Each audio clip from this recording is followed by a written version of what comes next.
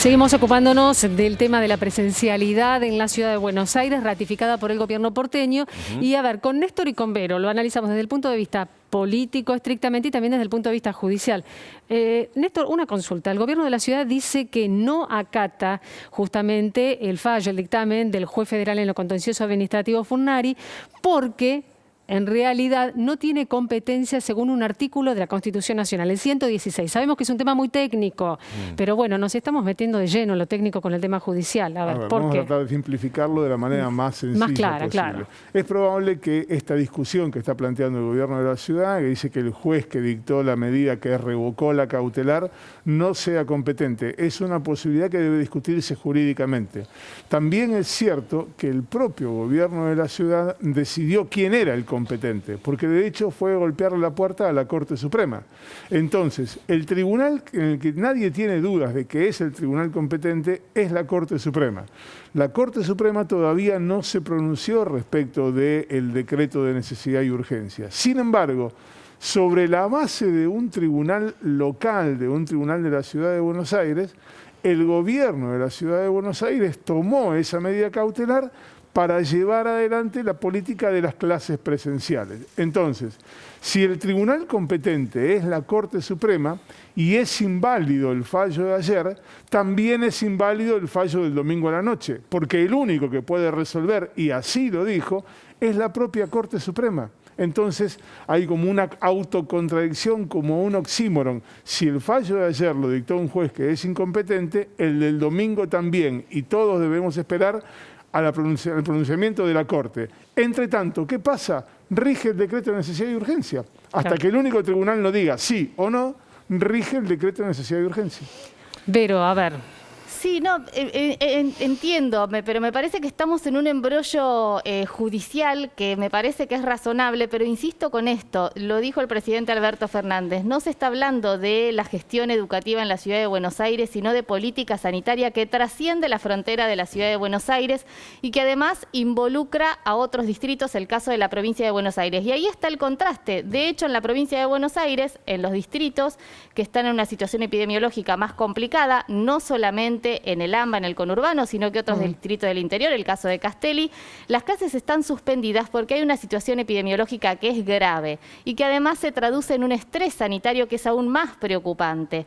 La situación no es diferente en la ciudad de Buenos Aires de lo que pasa en Quilmes, por ejemplo. De hecho, Mayra Mendoza, la intendenta de Quilmes, cuestionó la decisión del gobierno de la ciudad de Buenos Aires porque también sabemos que hoy el epicentro de la pandemia es la ciudad de Buenos Aires, es el área metropolitana, pero que esto tiende a expandirse y que precisamente las medidas que hoy se tomen en la ciudad de Buenos Aires seguramente van a repercutir más tarde, más temprano en el interior del país. Yo me pregunto, si no hubiera elecciones este año...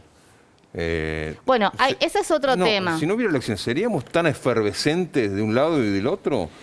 ¿O nos pondríamos de acuerdo en algo que me parece que es superior, que es la salud de la gente? El año pasado vimos las reuniones de Horacio Rodríguez Larreta visitando al presidente Alberto Fernández en Olivos junto al gobernador Axel Kicillof, reuniones que se reiteraron, en las que oportunamente se sumaron los gobernadores porque precisamente la situación epidemiológica demandaba que también intervinieran los gobernadores, y esa foto se rompió. En principio hay que hacer un poco de memoria histórica inmediata.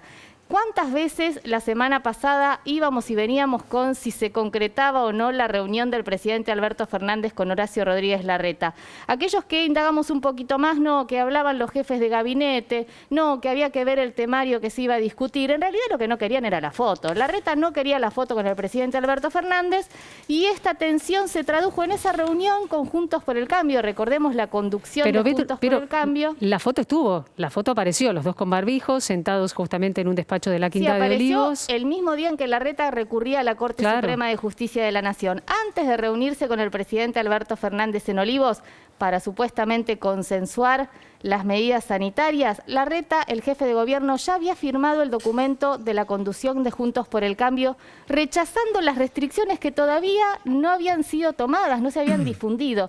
Y por otro lado, esa foto, que es cierto, la vimos, los dos con barbijos sentados en la residencia de Olivos, se dio cuando Horacio Rodríguez Larreta ya había recurrido a la Corte Y no hay que perder de perspectiva en este contexto el rol de Mauricio Macri y de la conducción de Juntos por el Cambio, que precisamente firmó este documento, y Macri a través de su cuenta de Twitter publicaba esto de, bueno, resistir cualquier medida restrictiva en nombre de la libertad, en nombre de la República, pero bueno, desatendiendo obviamente una situación epidemiológica que es muy Bien, seria. Vero, bien. A ver. Ya estamos en comunicación con Adriana Puigros, es asesora a nivel educativo del Gobierno Nacional, bueno, ex viceministra justamente de la cartera educativa. ¿Qué tal, Adriana? Muy buen día, gracias por esta comunicación con Televisión Pública. ¿Cómo analiza esta situación que estamos debatiendo y enfrentando, por lo menos aquí en la Ciudad de Buenos Aires, respecto a la presencialidad?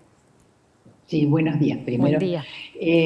Bueno, estoy muy preocupada, la verdad que estoy muy preocupada. Me parece que realmente el boicoteo por parte de la oposición respecto a las medidas del gobierno para combatir la pandemia me parecen de una gravedad absoluta. Ahí tenemos un problemita con su micrófono. En este momento se ve que se lo chocó y cuando movió la mano Puigros, a ver si lo puede acomodar nuevamente para que la podamos escuchar. Sí, ahí estamos bien. Sí, el micrófono no. Entonces decía que me parece de una gravedad absoluta porque en el medio están los chicos y que hay un desconocimiento por parte de la oposición de la Constitución Nacional. De hecho, el artículo 99, el inciso 1 de la Constitución Nacional establece que el presidente de la Nación es el jefe supremo de la Nación, que es el jefe del gobierno nacional y que es el responsable político de la administración general del país. En segundo lugar, un decreto de necesidad y urgencia, nunca más oportuno que en este momento. Se trata precisamente, ¿sí?, de la necesidad de actuar rápidamente sobre una pandemia que crece y crece, y es absolutamente una necesidad, ¿sí?, es decir, se ponga la salud por delante, para que los chicos puedan ir a la escuela, para que puedan realizar su proceso de enseñanza-aprendizaje, que no dura un día, sino que dura muchos años. Digo esto porque el jefe de gobierno de la ciudad dice que un día que se pierde, es una tragedia, un día que se pierde de estar en la escuela, es una especie de tragedia. Adriana. Sí. Y consultarle en este sentido, porque fueron las asociaciones de padres, en su mayoría los que presentaron los primeros amparos, ¿no? Lo que plantean los padres en este sentido es que hay una situación de incertidumbre por parte de las familias, pero básicamente también por parte de los chicos, ¿no? Usted como educadora, ¿cómo analiza la situación de los alumnos, de los estudiantes que en 24 horas les cambian absolutamente el panorama? Les dicen de la presencialidad, judicialmente pasamos a la virtualidad, pero no, a las 11 de la noche volvemos a la presencialidad. ¿Cómo lo viven los que son los primeros afectados, los estudiantes? Sí, yo creo que es una situación muy seria la que viven los chicos. Es decir, que esta negativa del gobierno de la ciudad de cumplir con un decreto de necesidad de urgencia del gobierno nacional me parece que es una pésima lección. Es una pésima lección para la formación ciudadana de los chicos. Es ponerlos en una situación de incertidumbre y de desprotección.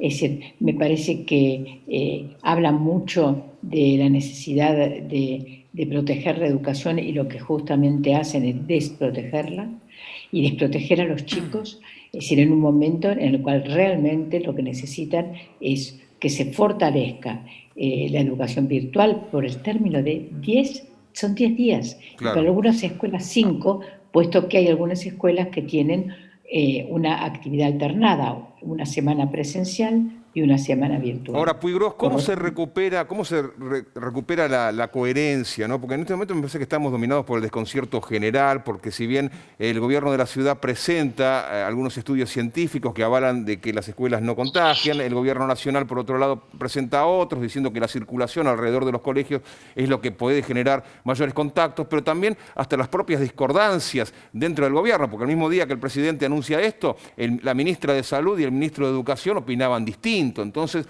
se genera una confusión general. Bueno, sí, yo creo que es algo que fue superado por la palabra del presidente de la Nación.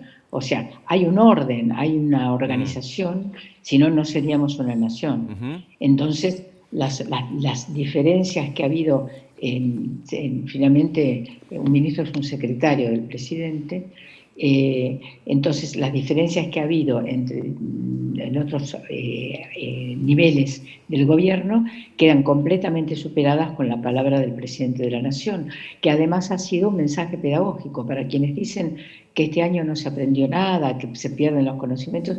Yo diría que hay grandes conocimientos que los chicos y la sociedad en su conjunto hemos adquirido durante este tiempo. Uno de ellos, el primero, es el entender que todos somos parte de la humanidad, blancos, negros, chinos, mujeres, otros géneros, etc. Esto es muy importante, un conocimiento sociológico muy importante. El segundo son conocimientos de orden sanitario, ¿sí? El entender qué es un virus, qué es una vacuna, es decir, cómo es un proceso científico de generación, es decir, de vacunas, de anticuerpos, etcétera, ¿no? Es decir, el tercero es un gran proceso de socialización, en donde estamos aprendiendo a convivir de otra manera.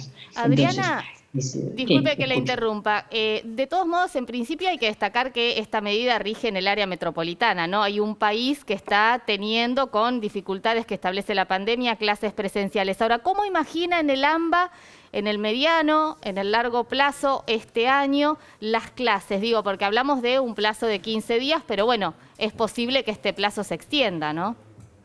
Sí, yo creo que va a haber momentos de actividad presencial y momentos de actividad virtual. Pero partamos de esto, nunca se van a interrumpir las clases, nunca. ¿Por qué razón? Salvo, digamos, en las vacaciones de invierno.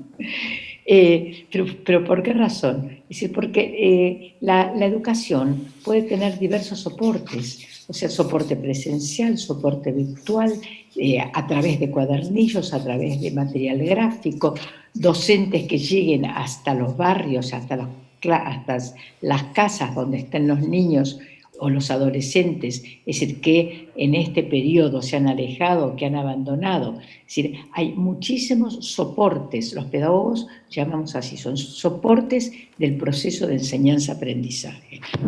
Entonces, yo creo que el uso político de la pandemia, me parece, por parte del gobierno de la Ciudad de Buenos Aires, realmente me parece algo detestable.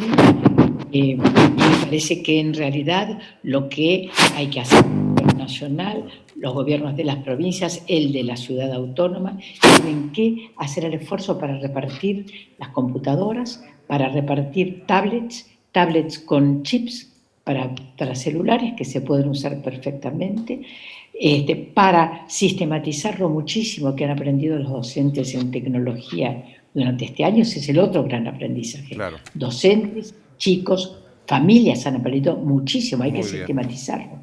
Entonces, Adriana, me parece... Sí. Sí, no, le agradecemos justamente su opinión y su análisis sobre la situación. Eso es un tema que nos preocupa muchísimo, que aquí en la televisión pública lo seguimos muy de cerca, el tema de la conectividad, y que seguramente vamos a volver a convocarla para poder seguir analizándolo más allá de la situación particular que se ha generado en la ciudad de Buenos Aires respecto a este decreto presidencial por el tema virtualidad. Muchas gracias. A usted. Muchísimas gracias y buen día. Adriana Puigros, asesora presidencial en temas educativos y, claro, está una de las más importantes analistas de la situación educativa en nuestro país, por eso acudimos a ella. Bueno, el tema